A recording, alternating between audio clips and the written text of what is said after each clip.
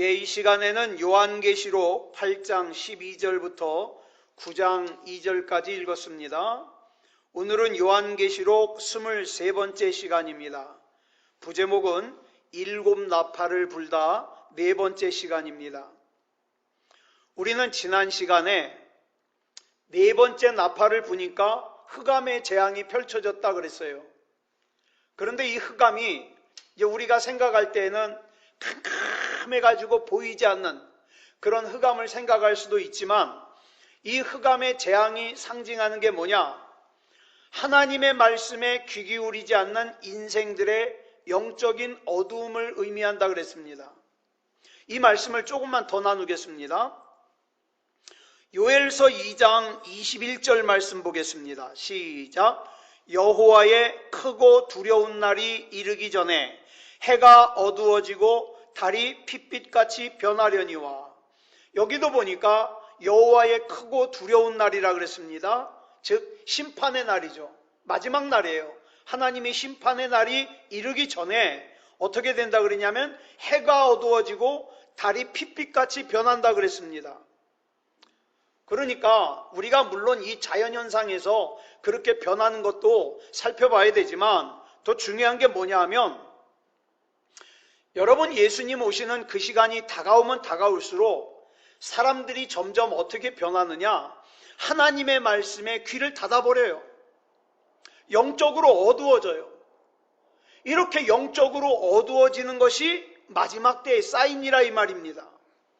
그래서 여러분, 오늘 저와 여러분이 살고 있는 이 세상이 어떻습니까? 아무리 생각해도 영적으로 넘어질 것 같지 않았던 사람들조차도 영적으로 넘어지는 걸 봅니다. 왜요? 흑암의 재앙이기 때문에 그래요. 그러면 이것을 아모스서에서는 어떻게 설명하고 있는가? 아모스 8장 9절로 11절까지 보겠습니다. 시작. 주 여호와의 말씀이니라.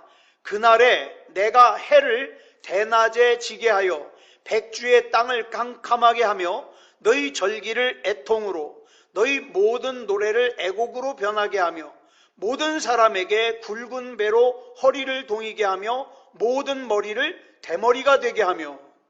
여기 잠깐 우리가 살펴보고 넘어가야 될 것이 뭐냐면, 여기 오해하기 쉬운 말씀이 하나 나와요. 여기 보니까 대머리가 되게 하며. 이 말씀을 잘못 이해하면, 내가 원해서 대머리가 된 것도, 저도 막 머리가 빠지는데 내가 원해서 대머리가 된 것도 아닌데 대머리가 되신 분들이, 그러면 나는 저주받아서 대머리가 됐냐? 이렇게 생각하기가 쉬워요. 근데 그 말씀이 아니에요. 여기서 말하는 대머리는 그저 저절로 머리가 빠져서 된 대머리를 말하는 게 아니라, 이스라엘 백성들은요, 재앙을 만나잖아요. 어려움을 만나잖아요. 또 사랑하는 사람이 죽잖아요. 그러면 어떻게 하냐면 머리를 밀어요. 머리를 밀고 재 위에 앉아가지고 옷을 찢으면서 슬퍼합니다. 그러니까 여기서 말하는 대머리는 저절로 빠져서 된 대머리가 아니라 재앙 때문에 머리를 밀어서 대머리가 된 걸 말하는 거예요. 자, 그럼 그 다음 계속 보겠습니다. 시작. 독자의 죽음으로 말미암아 애통하듯 하게 하며 결국은 곤고한 날과 같게 하리라. 주 여호와의 말씀이니라. 보라, 날이 이를지라. 내가 기근을 땅에 보내리니 양식이 없어 주림이 아니며 물이 없어 가람이 아니요 여호와의 말씀을 듣지 못한 기갈이라. 아멘. 여러분, 이 마지막 때의 영적인 어두움으로 인한 애통이 얼마나 심한지 뭐에다가 비유를 했냐? 독자가 죽어서 애통하는 거에다가 비교를 했어요. 여러분, 우리 출애굽기의 10가지 재앙 중에 마지막 재앙이 뭡니까? 장자가 죽어가지고 통곡 소리가 나잖아요. 이거는 장자도 아니라 독자예요. 독자.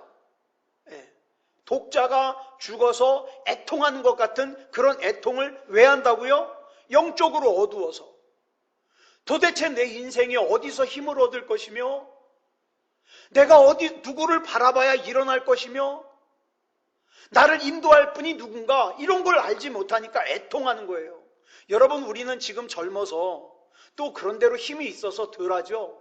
이제 시간이 곧 다가옵니다. 사람들이 요즘에 보면 80 전후로 해가지고 많이 아프거나 또는 하나님 나라 가시는 분들이 있는데, 어저께 저는 또 우리 큰 누님의 동서가 아직 젊은데 자꾸 피곤해가지고 병원에 가서 검사를 받았더니 백혈병이래요. 여러분 한번 생각해 보세요. 나는 지금 많은 걸 할 수 있을 줄 알았어요. 나에게는 시간이 많은 줄 알았어요. 그래가지고 엉뚱한 것 가지고 욕심을 냈어요. 아, 이게 좀 더 내 맘대로 됐으면 좋겠는데, 돈을 좀 더 벌었으면 좋겠는데, 그런데 내 생명이 기로에 서게 되니까 어떻게 됩니까? 돈이 중요한 게 아니잖아요. 건강이 중요하고 생명이 중요하잖아요. 그런데 이러한 때 붙들 내 영적인 의지가 없으면 어떻습니까? 마치 독자가 죽어서 애통하는 것 같이 운다 이 말이에요.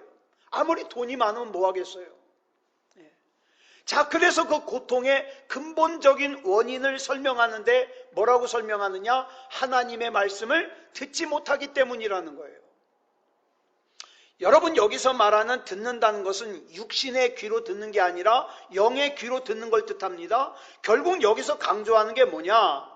흑암의 재앙은 하나님께서 끊임없이 선지자들을 보내요. 여러분, 지금도 저와 여러분에게 하나님께서 선지자 보내시는 거 아세요? 이창원 목사도 보내고, 여러분 극동방송 들을 때 여러 목사님들을 보내고, 또 기독교 TV를 볼 때 여러 목사님들을 보내고, 자꾸 선지자들을 보냅니다. 그래서 여러분 어떨 때는 그런 경험 있나 모르겠어요. 같은 말씀이 막 2번, 3번 반복해서 들려올 때가 있어요. 하나님은 자꾸 선지자를 보내서 말씀으로 경고하시는데도 불구하고 많은 사람들이 귀를 막아요. 듣지를 않아요. 그런 이스라엘 백성의 상태를 뭐라고 설명하고 있느냐? 흑암의 재앙이다. 이렇게 설명하고 있어요. 그리고 여러분, 이 흑암의 재앙은 이미 우리가 지금 살고 있는 이 시대의 영적인 상태를 보면 펼쳐지고 있습니다. 그래서 이 말씀은 단순히 과거의 어떤 사람들에게 한 말씀도 아니고 저 먼 미래의 어떤 때를 얘기하는 게 아니라 지금 현재 나에게 하시는 하나님의 말씀으로 받아들여야 돼요. 예를 들어 우리가 수박을 사러 가면, 지금은 그렇게 안 파는데 예전엔 어떻습니까? 칼 가지고 삼각형으로 탁탁탁 따가지고 쿡 찔러서 보라고, 잘 익었지, 그러잖아요. 그리고 다시 껴서 팔잖아요. 이스라엘 백성이 바로 그 수박을 삼각형으로 딴 것 같은 그런 존재라 이 말이에요. 이스라엘 백성이 무슨 영적으로 탁월하기 때문에, 특별한 사람이기 때문에 하나님께서 택하신 게 아니라 모든 인류의 맛복이에요. 그래서 세상의 모든 인류를 대표해서 샘플로 이스라엘 백성을 하나님께서 정하시고, 인류가 뭔지를 설명해 주시고, 죄가 뭔지를 설명해 주시고, 하나님께서 그 인류를 어떻게 사랑하셨는가를 보여주시는 거예요. 그런데 그 인류가 어떻게 해요? 하나님의 아들 예수님을 어떻게 십자가에 못 박아 죽였으며 지금도 그 하나님의 아들을 저주하며, 여러분 보세요, 지금도 여전히 예수님을 못 박는 사람들이 있잖아요. 그런 것들을 어떻게 샘플로 보여주시는 거예요. 그래서 신명기 7장 7절을 보면 하나님께서 이스라엘 백성을 택하신 이유를 이렇게 설명하십니다. 시작. 여호와께서 너희를 기뻐하시고 너희를 택하심은 너희가 다른 민족보다 수요가 많기 때문이 아니니라. 너희는 오히려 모든 민족 중에 가장 적으니라. 하나님께서 모든 민족 중에서 가장 약하고 숫자도 가장 적은 이스라엘의 역사를 통해서 하나님의 구원을 설명해 주시는 거예요. 자, 그런데 그 이스라엘을 사랑하신 하나님께서 지금 나를 사랑하셔요. 예? 아까 우리 강 집사님 일찍 오셔가지고 딱 혼자 푸념을 하시는데 제가 들으니까 이런 말씀 하십니다. 에휴, 공부 잘하는 사람들은 참 잘 살아. 부러우셨던 거예요. 자, 그런데 또 한편으로는 이렇게 보자고요. 나는 공부도 잘 못했어요. 나는 그다지 IQ가 높지도 않아. 우리 집안은 그다지 뛰어나지도 않아. 그런데 그런 나를 택하셔서 하나님이 믿어지게 하시고 하나님을 예배하게 하시는 하나님의 은혜가 바로 신명기 7장 7절에서 모든 민족 중에 작은 이스라엘을 택하신 그 하나님의 사랑이 나를 향하신다 이 말이에요. 그래서 나는 베드로처럼 그러잖아요. 내가 지금 죽으면 난 천국 가니까 걱정할 것 없고, 하나님께서 나 지금 더 살게 해주시면 나 복음 전하면 되니까 난 걱정할 것 없고. 그래서 뭐라 그래요? 난 살아도 걱정 없고 죽어도 걱정 없어요. 누가 이렇게 만드셨어요? 작은 나를 택하셔서 구원하신 하나님께서 나를 그렇게 만드셨어요. 그러므로 성경에서의 하나님의 역사는 특정한 누군가만을 향해서 역사하시는 게 아니라 나에게 역사하시는 거예요. 그러니까 하나님의 말씀을 나에게 하시는 말씀으로 받아들여야 된다 이 말이에요. 그래서 우리가 요한계시록을 잘 이해하려면 구약의 배경으로 설명하는 것도 잘 이해해야 되지만 더 중요한 게 있어요. 적용을 누구에게 해야 된다? 지금의 나에게 해야 된다. 나에게. 왜? 내가 지금 살고 있는 이 세상이 영적으로 흑암의 재앙이 있어가지고 여러분 사람들 성경 잘 안 읽어요.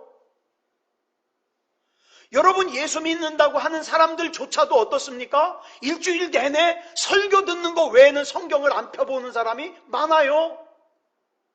그래서 흑암의 재앙이라 이 말이에요. 그러면 아까 우리가 읽은 아모스서의 말씀을 비추어 볼 때 지금 우리에게 진짜 필요한 게 뭡니까? 하나님의 말씀이에요. 주여 말씀하옵소서. 하나님의 말씀이 내 답답한 영혼을 일으켜 세워주셔서 하나님이 내게 주시는 자유를 알게 하시고 기쁨을 알게 하시고 평안을 알게 해주시옵소서. 그래서 우리는 하나님의 말씀을 사모해야 된다 이 말이에요. 그게 제 소원이 뭐냐? 저를 하나님께서 불러가실 때까지 듣든지 듣지 않든지 하나님의 말씀 전하다가 가는 거예요.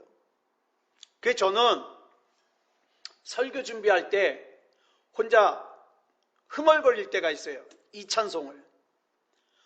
어두운 데는 밝히사 진리를 보게 하소서. 진리의 열쇠 내게 주사 참빛을 찾게 하소서. 깊으신 뜻을 알고자 엎드려 기다리오니 내 눈을 뜨게 하소서.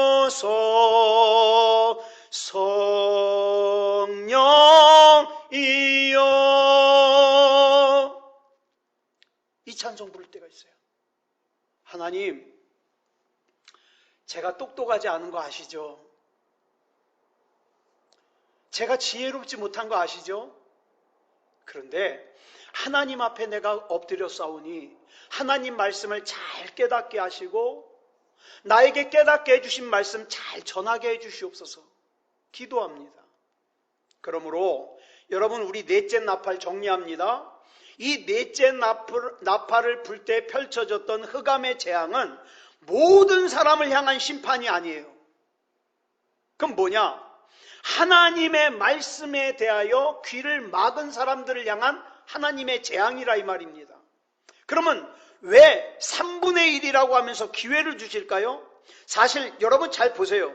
이거는 하나님의 말씀에 대하여 귀를 막은 사람에게는 재앙일지 모르지만 이미 하나님의 말씀을 듣고 있고 하나님의 심정을 알고 있는 저와 여러분 같은 성도들에게는 뭡니까? 부탁이에요. 사명이에요. 뭘 부탁하는 거예요? 아직 돌이킬 수 있는 시간이 있으니까 아직도 진리의 말씀에 대하여 귀를 막고 듣지 못하고 있는 사랑하는 사람들의 영혼을 향하여 하나님의 말씀을 증거해라. 전해라. 전해라. 이게 바로 3분의 1이라는 말로 하나님께서 기회를 주시는 이유입니다.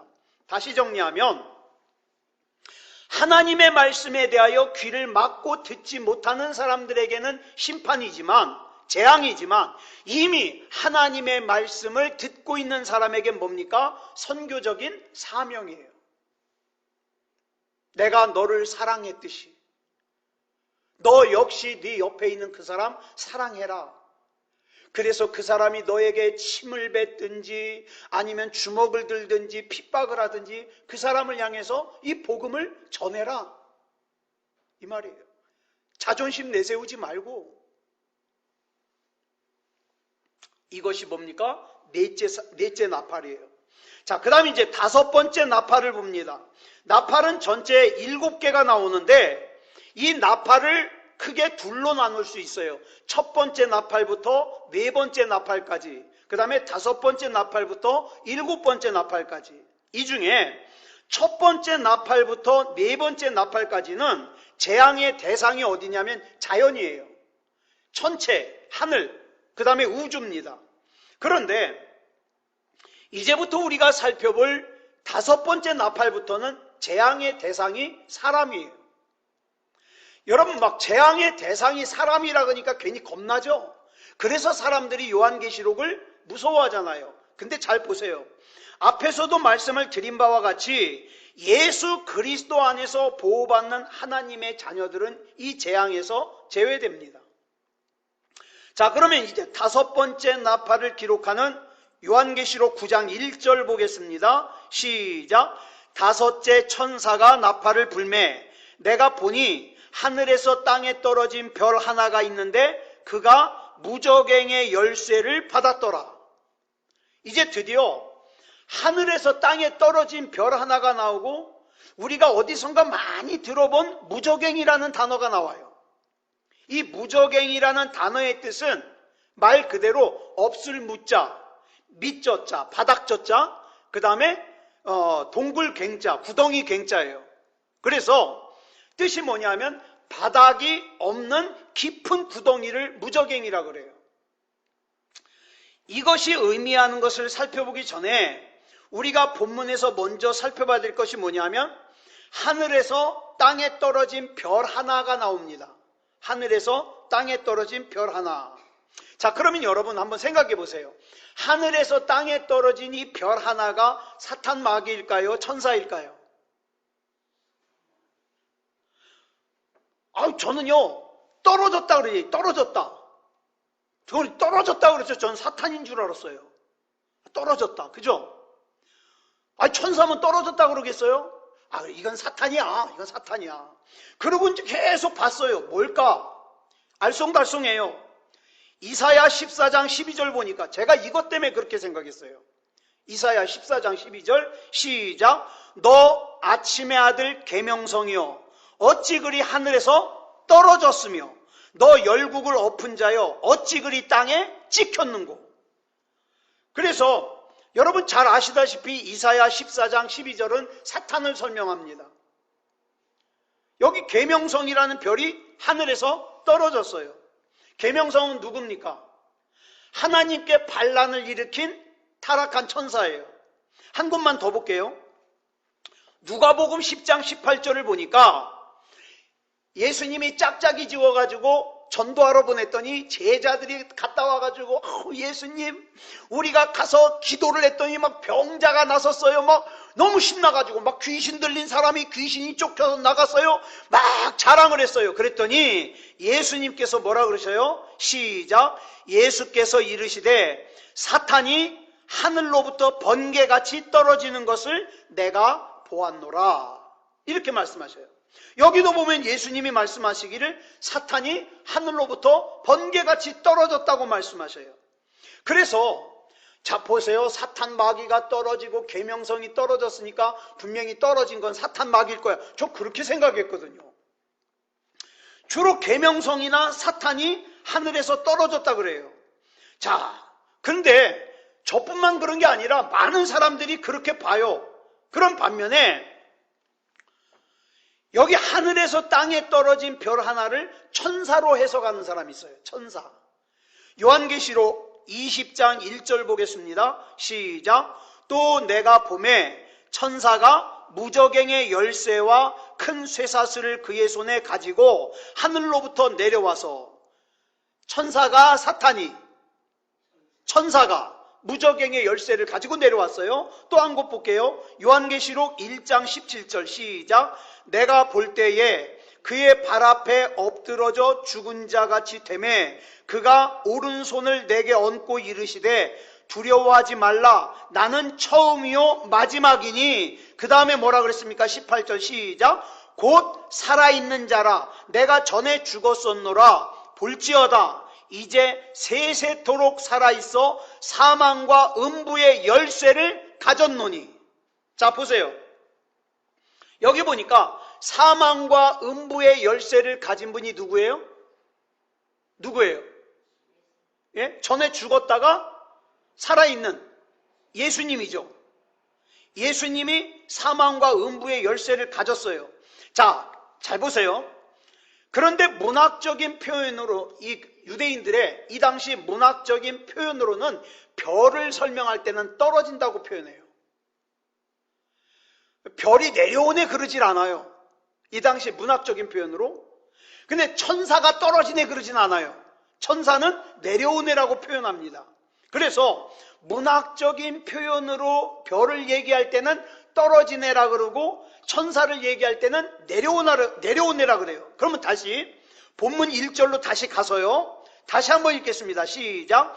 다섯째 천사가 나팔을 불매 내가 보니 하늘에서 땅에 떨어진 별 하나가 있는데 그가 무저갱의 열쇠를 받았더라. 여기서 보니까 하늘에서 땅에 떨어진 별 하나가 무저갱의 열쇠를 받았어요. 그러면 누군가가 무저갱의 열쇠를 하늘에서 떨어진 별 하나에게 준 거잖아요. 근데 아까 무저갱의 열쇠를 누가 가지고 있었어요? 예수님이. 이 무저갱의 열쇠를 통치하는 통치자가 예수님이에요. 자, 그런데 자 보세요. 아까 다시 한번 확인합니다. 요한계시록 1장 18절을 보니까 전에 죽었던 내가 다시 살아서 세세토록 사망과 음부의 열쇠를 가지고 있다 그랬어요. 그러니까 이 열쇠를 가지고 있는 분은 예수 그리스도입니다. 이 무저갱의 열쇠는 예수 그리스도가 통치하셔요. 그런데 본문 1절에서 하늘에서 땅에 떨어진 별 하나가 무저갱의 열쇠를 받았다 그랬어요? 뺏었다 그랬어요? 예? 받았다 그랬죠. 만약에 이 하늘에서 떨어진 별을 갖다가 마귀, 사탄으로 해석을 하면 예수님께서 무저갱의 열쇠를 누구에게 준 거예요? 마귀에게 준 거예요. 사탄에게 준 거예요. 그럼 이상해져요. 이때부터 문제가 생겨요. 자, 그러면 천사겠습니까? 사탄이겠습니까? 천사죠. 그러니까 요한계시록 9장 1절에서 하늘에서 땅에 떨어진 별 하나는, 이거는 문학적인 표현이에요. 이건 천사다 이 말입니다. 그러면 왜 천사를 하늘에서 땅에 떨어진 별 하나로 표현을 했냐? 문학적인 표현이라고요. 문학적인 표현. 그러니까 저처럼 떨어졌다는 표현 하나만 보고 이건 사탄이요. 아, 이거는 계명성이에요, 계명성. 이렇게 하면은 안 돼요. 자, 그러면 여기서 말하는 무저갱은 뭘까요? 아까 뭐라 그랬어요? 무저갱. 없을 무자, 바닥 저자, 그 다음에 구덩이 갱자. 바닥이 없는 깊은 구덩이. 이게 무저갱이에요. 자, 그런데 하늘에서 떨어진 별 하나가 이 무저갱의 열쇠를 받았어요. 이 무저갱의 열쇠는 뭘까요? 누가복음 8장 30절부터 31절까지 보겠습니다. 시작. 예수께서 내 이름이 무엇이냐 물으신즉 이르되 군대라 하니 이는 많은 귀신이 들렸음이라 무저갱으로 들어가라 하지 마시기를 간구하더니. 이 말씀을 잘 아시는 바대로 거라사에서 살고 있던 귀신 들린 사람을 예수님께서 고치시는 장면이죠. 자, 그런데 이 거라사에서 살던 이 귀신 들린 사람이 귀신이 들렸는데 그 귀신을 뭐라고 그랬어요? 네 이름 뭐냐? 그랬더니 뭐라고 대답했어요? 군대라 그랬어요. 군대. 근데 여기서 이 군대로 사용된 헬라어가 레기온이에요. 근데 이 레기온이라는 단어가 당시 로마의 군대의 편제 중에서 뭘 뜻하냐? 6,000명의 군인으로 이루어진 부대를 레기온이라 그래요. 그러니까 여러분 여기에 이 군대라는 단어를 레기온이라고 썼다는 것은 이 거라사에서 살고 있던 귀신 들린 사람에게 귀신이 몇 마리가 들어가 있어요? 6,000마리가 들어가 있어요. 6,000마리가. 그래서 레기온이라는 단어를 쓴 거예요. 그래서 성경에 보면 나와요. 이 귀신 들린 사람을 떠돌아다니지 못하게 하려고 사람들이 쇠로 만든 사슬로 묶어놨는데 그것도 끊어버려요. 왜? 귀신이 6,000마리예요. 6,000마리. 그런데 이 사람이 어디에서 살았다고요? 무덤 사이에서 살았어요. 그런데 이 사람에게서 예수님이 귀신을 쫓아내려고 그러니까 31절에서 예수님께 뭐라고 사정합니까? 무저갱으로 들어가라 하지 마시기를 간구하더니, 지금 이 귀신 들린 사람은요, 예수님이 누군지 알아요. 말씀드렸죠? 귀신같이 한다고. 예수님이 누군지 알아요. 그 다음에 자기가 장차 들어가야 될 무저갱이 얼마나 무서운 곳인 줄도 알아요. 근데 사람은요, 무저갱을 아직 본 적이 없잖아요. 경험한 적이 없잖아요. 그러니까 무저갱이 얼마나 무서운지를 몰라요. 그래서 어떡합니까? 제멋대로 살아요. 죄 짓고 음란죄도 짓고 탐욕스러운 죄도 짓고. 왜? 무저갱을 못 가봤거든. 만약에 이 귀신들처럼 무저갱을 안다면 얼마나 하나님 앞에 벌벌 떨까요? 근데 이 귀신들은요, 알아요. 그래가지고 제발 우리를 무저갱으로 지금 들어가라. 앞으로 들어가야 돼요. 알아요, 이 귀신들도. 그렇지만 지금 당장 들어가라고 하지 말아달라는 거예요. 왜?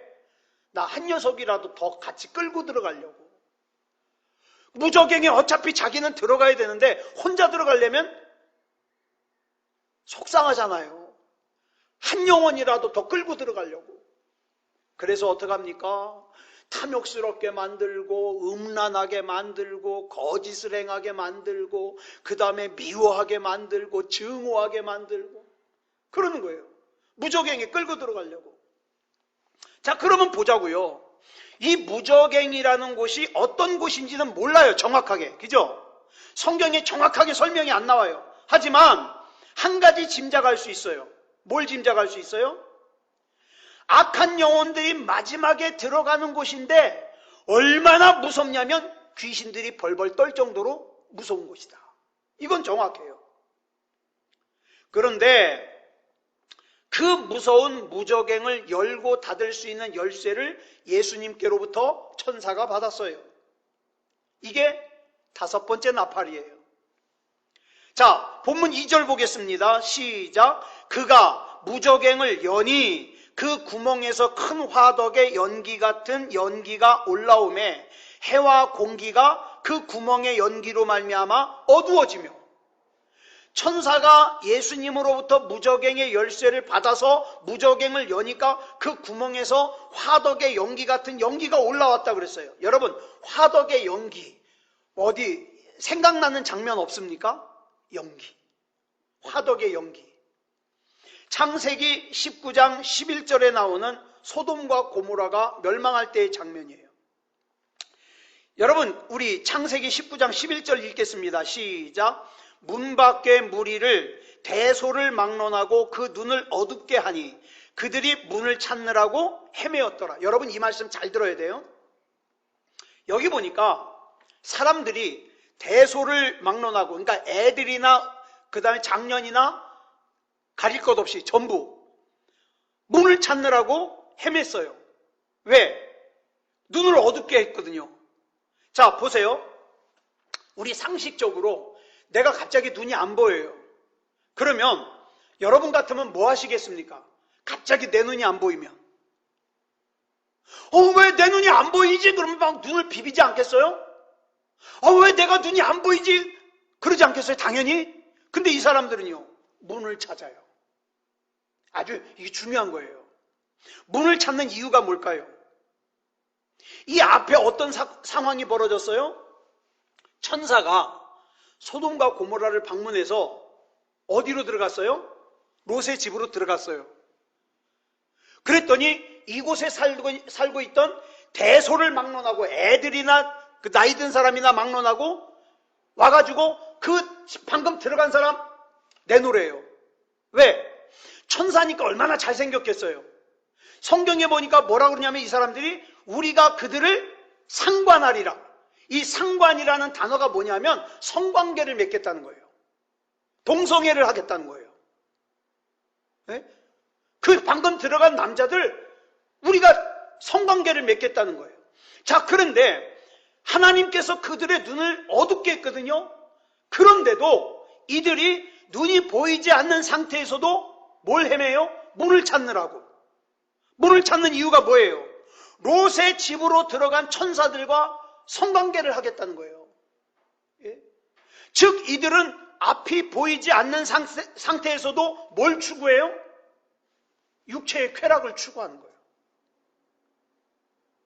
이것이 영적인 흑암 가운데 있는 사람들의 첫 번째 특징이에요. 그 다음 14절 볼까요? 시작. 롯이 나가서 그 딸들과 결혼할 사위들에게 말하여 이르기를 여호와께서 이 성을 멸하실 터이니 너희는 일어나 이곳에서 떠나라 하되 그의 사위들은 농담으로 여겼더라. 롯이 나가서 하나님께서 곧 소돔과 고모라 성을 멸하실 거니까 빨리 여기서 떠나라 그랬더니 롯의 예비 사위들이 롯의 경고를 농담으로 여겼더라. 이게 영적인 흑암 가운데 있는 사람들의 두 번째 특징이에요. 아무리 목이 터져라고 하나님의 말씀을 전해도 귓전으로 흘러들어요. 농담으로 여겨요. 저는요, 지난 57년 동안 살면서 영적으로 흑암 가운데 있는 사람들의 특징이 가장 분명하게 나타나고 있는 때가 지금이라고 봐요. 지금. 영적으로 앞을 보지 못하는 상태에서도 알량한 육체의 쾌락을 추구하면서 살고 육체의 욕심을 추구하면서 살고 하나님의 말씀은 하찮게 여기고 심하게는요 보내줘도 안 들어요. 왜? 흑암의 재앙이 왔거든요. 그런데 여러분 왜 그렇게 하나님의 말씀이 하찮느냐? 내가 힘이 있다고 생각하는 거예요. 내가 젊고 내가 건강하고 내가 가진 게 있다고 생각하는 거예요. 근데 한번 보세요. 내가 가진 힘이 아무것도 아니라는 것을 곧 깨닫게 될 겁니다. 내가 가진 젊음과 건강이 아무것도 아니라는 것을 곧 깨닫게 될 거예요. 내가 가진 능력과 재물이 아무것도 아니라는 걸 곧 깨닫게 될 거예요. 그래 결국 소돔과 고모라가 어떻게 됩니까? 창세기 19장 28절 보겠습니다. 시작. 소돔과 고모라와 그 온 지역을 향하여 눈을 들어 연기가 옹기가마의 연기같이 치솟음을 보았더라. 소돔과 고모라는 하나님의 심판을 받아 화덕처럼 됐습니다. 이 소돔과 고모라를 아브라함이 멀리서 보니까 마치 뭐처럼 보이느냐? 옹기가마에서 연기가 나는 것처럼 보였다 그랬어요. 자, 잘 들으세요. 정리합니다. 하나님의 말씀을 바로 알지 못하는 걸 뭐라 그래요? 흑암의 재앙이라 그래요. 그리고 그 결과는 뭡니까? 하나님의 심판이에요. 하나님의 심판. 그러므로 지금 우리가 해야 될 일이 있습니다. 뭐냐 하면 우리의 믿음을 점검해야 돼요. 내 믿음은 믿음다운 믿음인가? 그 다음에 사랑하는 사람들의 믿음을 점검해야 돼요. 어제구나. 어제 저희 집 아이 를 잠깐 데리고 차를 타고 가는데 제가 그랬어요. 야, 아무리 봐도 아빠가 아무리 봐도 정말 천국 갈 수 있는 사람들이 너무 없다. 그랬더니 얘가 옆에서 기분이 나빴나 봐. 아빠는 가? 저도 자존심 있잖아요. 난 가. 그러고 대답했는데 속으로 그래, 나도 긴장해야지. 나도 긴장해야지. 이런 생각이 드는 거예요. 네. 여러분, 우리의 믿음 잘 점검해야 돼요.